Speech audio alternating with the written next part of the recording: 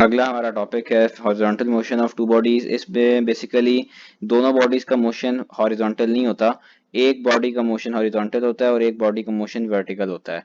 तो जिस तरह हमने पिछली वीडियो में दोनों बॉडीज का अलग अलग मोशन स्टडी किया था, इसी में वीडियो में भी इसी तरह हम हॉरिजॉन्टल मोशन देखेंगे। सेम इस अपरेटस को एटवुड मशीन ही कहते हैं। ये अपरेटस भी स्पेशली अपरेटस की तरह जिसमें हमने वर्टिकल मोशंस देखे थे, वो भी एक्सेलरेशन या एक्सेलरेशन ड्यू टू ग्रेविटी किसी भी सरफेस पे, और ये भी एक्सेलरेशन ड्यू टू ग्रेविटी पे।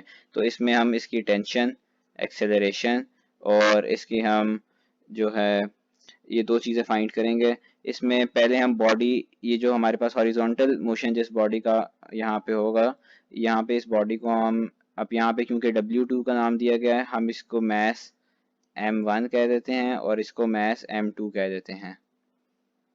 सिमिलरली अब पहले हम इस बॉडी ए को और ये बॉडी बी, हम पहले बॉडी ए का मोशन स्टडी करते हैं।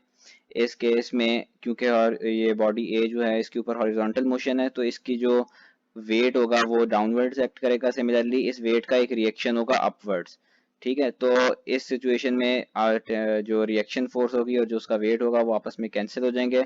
हम अज्यूम करेंगे कि मैस M2 जो है वो मैस M1 से ग्रेटर है। तो इस केस में ये जो बॉडी ए होगी वो इस तरफ फॉरवर्ड मूव करेगी, यानी इसका मतलब अगर ये मूव कर रही है तो कोई ना कोई फोर्स इसके ऊपर एक्ट कर रही है। तो ये जो जिस स्ट्रिंग से ये अटैच हुई हुई है, इसकी जो टेंशन होगी ये उसकी वजह से मूव करेगा, क्योंकि जो इसका वेट है और जो टेंशन है वो आपस में कैंसिल आउट हो चुकी हैं।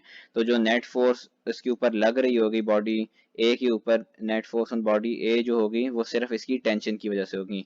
और according to Newton second law, हमारे पास जो न्यूटन का सेकेंड लॉ है वो F is equal to M A है। तो ये जो नेट फोर्स है यहाँ पे बॉडी ए की जो नेट फोर्स है वो टेंशन है, तो हम टेंशन को नेट फोर्स यानी एम ए के इक्वल कर सकते हैं। क्योंकि बॉडी ए का मैस हमने M1 लिया था, तो यहाँ पे हम M1A पुट करेंगे। सिमिलरली अब अगर हम देख इसको एक इक्वेशन 1 कह देते हैं, और अब अगर हम बॉडी बी के ऊपर स्टडी करें, इसका मोशन, इसका जो वर्टिकल मोशन है वो स्टडी करें, तो इस पे अगर हम देखें कि हमने सपोज किया था कि मैस M2 ग्रेटर होगा, तो इसका मतलब ये नीचे की तरफ मूव करेगा, ये एक वेट W के साथ नीचे मूव करेगा। वो W जो होगा वो इसकी मैस और ग्रेविटी यानी M2G प्रोडक्ट होगा, यानी इस केस में M2G इसकी टेंशन से ग्रेटर है क्योंकि ये नीचे की तरफ मूव कर रही है। तो जो net force acting on body B होगा हमारे पास, वो हमारे पास जो ग्रेटर फोर्स यानी M2G जो उसका वेट है माइनस उसकी टेंशन। तो नेट फोर्स हमारे पास एक ये है, और न्यूटन के सेकंड लॉ के मुताबिक एक F is equal to M में हमारे पास नेट फोर्स है। तो इस केस में जो नेट फोर्स न्यूटन के अकॉर्डिंग होगी एम ए। तो अब क्योंकि एक ये हमारे पास नेट फोर्स है और एक ये नेट फोर्स है, तो इन दोनों को हम एक दूसरे के इक्वल लिख सकते हैं, यानी M2G minus T equal to M A. यहाँ पे क्योंकि मैस सेकेंड 2 है, मैस M2 की बात हो रही है, तो यहाँ पे हम इसका वेरिएबल चेंज करने के लिए 2 लगा देंगे। ये हमारे पास इक्वेशन 2 आ गई। अब हमें इनकी एक्सेलरेशन फाइंड करने के लिए हम इक्वेशन 1 और इक्वेशन 2 दोनों को ऐड कर देंगे। तो इक्वेशन 1 की राइट साइड इक्वेशन 2 की राइट साइड में ऐड होगी, ये दोनों हम एक जगह ऐड कर देंगे, यानी एक टेंशन प्लस हमारे पास ब्रैकेट में आएगी M2G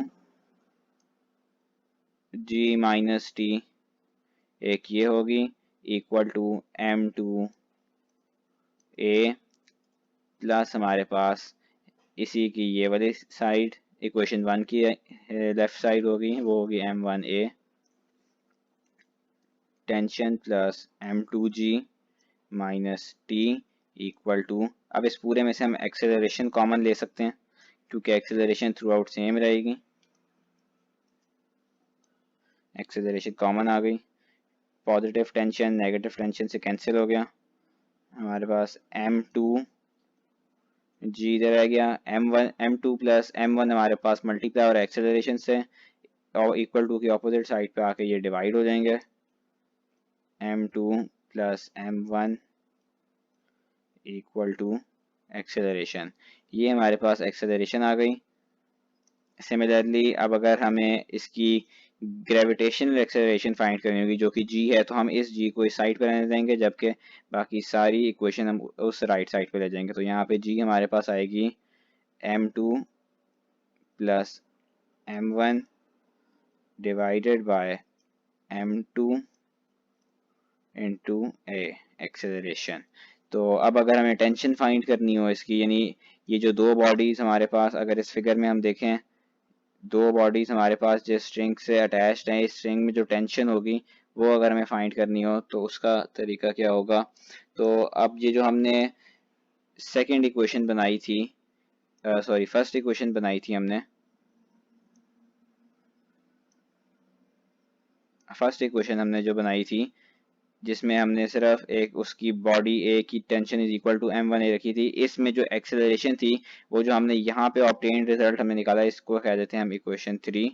इस इक्वेशन 3 को हम इस इक्वेशन 2 में इक्वेशन 1 में पुट करेंगे तो हमारे पास टेंशन आ जाएगी। तो इक्वेशन 1 हमारे पास t is equal to m1 a है, इसमें हम इक्वेशन 3 की जो एक्सेलरेशन आई थी हमारे पास वो अगर हम पुट करेंगे तो हमारे पास टेंशन आ जाएगी। m1 इंटू हमारे पास जो एक्सेलरेशन है वो हमारे पास m2 g divided by m1 m2 plus m1।